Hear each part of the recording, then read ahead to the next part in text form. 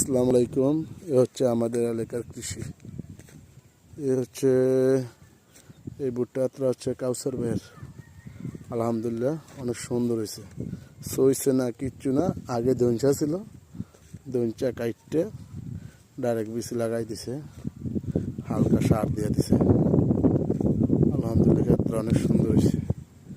আশেপাশে সবাই এখন ভুট্টা করে। এখন বিলের ভিতরে আগে নামলে অনেক ধরনের ফসল দেওয়া যেত, এখন বেশিরভাগই শুধু ভুট্টা। কারণ ভুট্টা একটা লাভজনক, খাটনি কম, তারপরে এগুলো লাকড়ি হয়, সব মিলাইয়া দেখতে জিনিসটা অনেক। এই যে এইটা কোনো ফসলি ক্ষেত না, এটা হচ্ছে ফাউরা। এটা গরুর খাবার, গরুর খাওয়ানোর জন্য ঘাস কাটে, আবার নিজের থেকে হয়। এই যে দক্ষিণা বাতাস শুরু হয়েছে, ফারুক ভাইয়ের ছেলে কিবরি ঘুরি দিয়ে বিলের ভিতরে চলে আইছে। এই হচ্ছে দৈন্যা ক্ষেত। দৈন্যাটা তত একটা ভালো হয় নাই, সাইডগুলোতে হয়েছে, মাঝখানে অতটা নাই। দৈন্যা ক্ষেত আরও আছে, দৈন্যা ক্ষেত আরও আছে। এই হচ্ছে আরেকটা দৈন্যা ক্ষেত।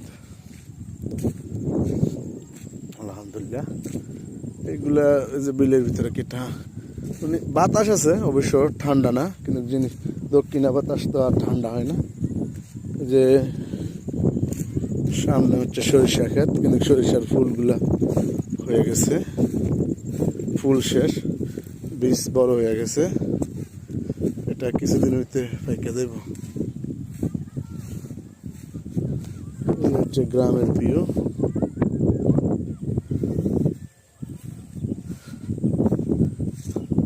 গ্রামে বসবাস। ওইখানে একটা সরিষা ক্ষেত, প্রচুর ফুল আছে, কিন্তু একটু দূরে, ওই দিক যাবো না।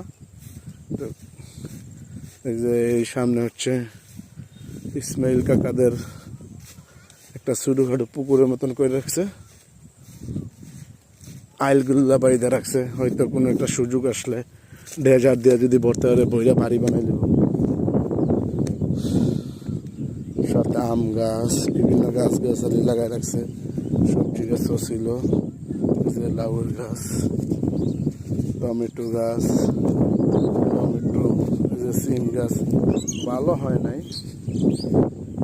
এইখানে আবার একটা সামনে দেখতে শাক, শাক সবজি আবার উঠাই লাইছে এখন বর্তমানে।